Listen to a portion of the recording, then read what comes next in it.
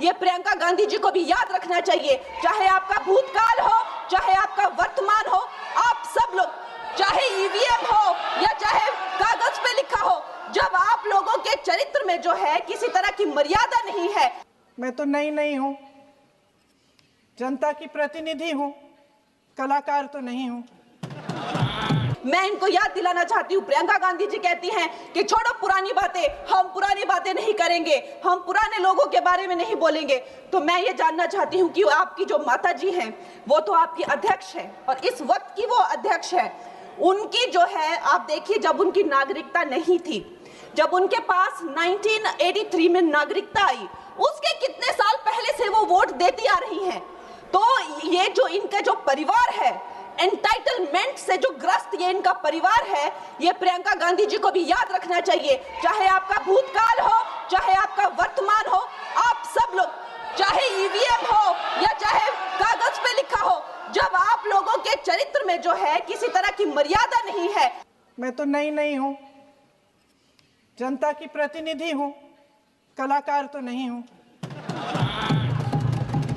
इसीलिए मैं भी सदन के सामने कुछ तथ्य रखना चाहती हूं, लेकिन सिर्फ तथ्य के रूप में रखना चाहती हूं।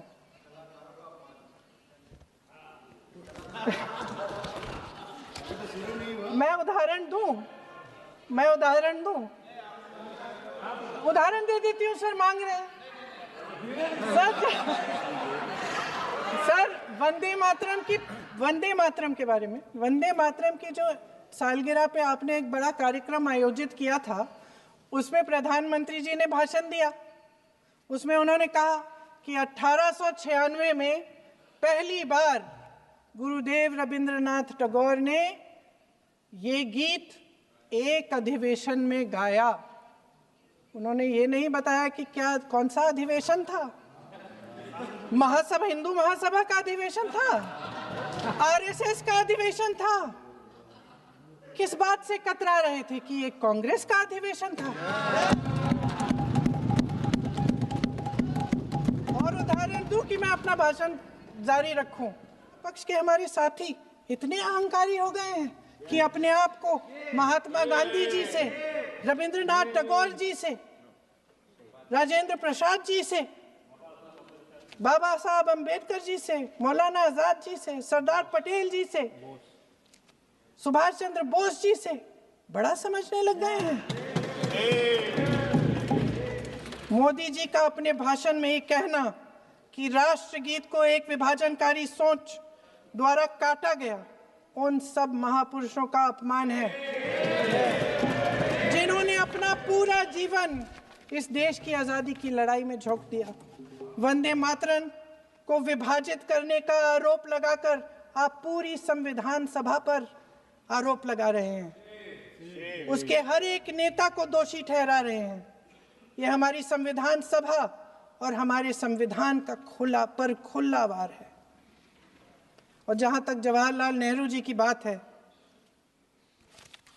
जितनी देर हमारे प्रधानमंत्री, देश के प्रधानमंत्री रहे हैं, 12 साल हो गए हैं, लगभग उतने ही सालों के लिए जवाहरलाल नेहरू जी जेल में रहे। किस लिए? इस देश की आज़ादी के लिए।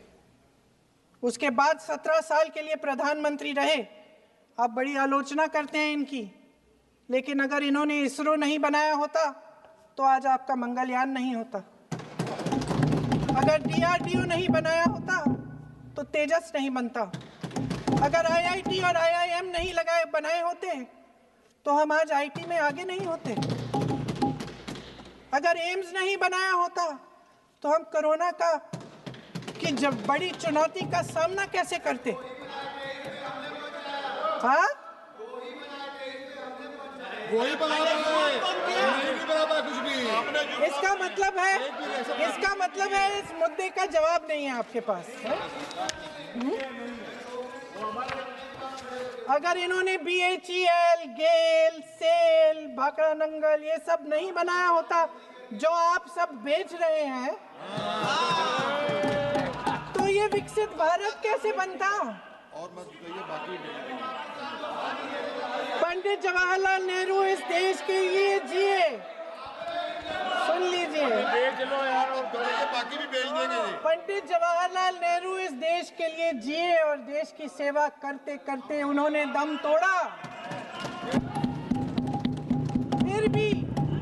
फिर भी सुन लीजिए, मेरी एक सलाह ले लीजिए, मेरी एक सलाह ले लीजिए। सर मैं आपको आपके माध्यम से सलाह दे रहे हैं, अब छोड़ना नहीं है। सर मैं आपके माध्यम से एक सलाह दे देती हूँ। हमारे प्रधानमंत्री महोदय 12 सालों से इस सदन में हैं, मैं मात्र 12 महीनों से हूँ। फिर भी छोटी सी सलाह है। उन्होंने अभी हाल ही में चुनाव था, कुछ महीनों पहले उन्होंने एक सूची निकाली थी कि विपक्षी दलों ने और विपक्ष के नेताओं ने कितने अपमान किए हैं इनके, और उसमें शायद 90-99 ऐसे उन्होंने अपमानों की सूची बनाई थी। तो मैं उनको एक छोटी सलाह देना चाहती हूँ कि नेहरू जी से जितनी भी शिकायतें हैं, जितनी भी गलतियाँ उन्होंने की आपके जहन में, जितनी भी गालियाँ देनी है, जितना भी अपमान करना है, उसकी भी एक सूची बना दीजिए। नहीं, बात खत्म नहीं है। 999 अपमान, 9,999 अपमान, सूची बना दीजिए और फिर हम एक समय निर्धारित करते हैं। जैसे हमने 10 घंटे आज वंदे मातरम पर हमने बहस किया है ना, उस तरह से हम अध्यक्ष महोदय जी से पूछेंगे, एक समय निर्धारित करेंगे, 10 घंटे, 20 घंटे, 40 घंटे, जितने घंटों में आपकी ये शिकायत पूरी हो जाए, माननीय सदस्य, आप आप शांत हो जाएं और हम बहस कर लेंगे।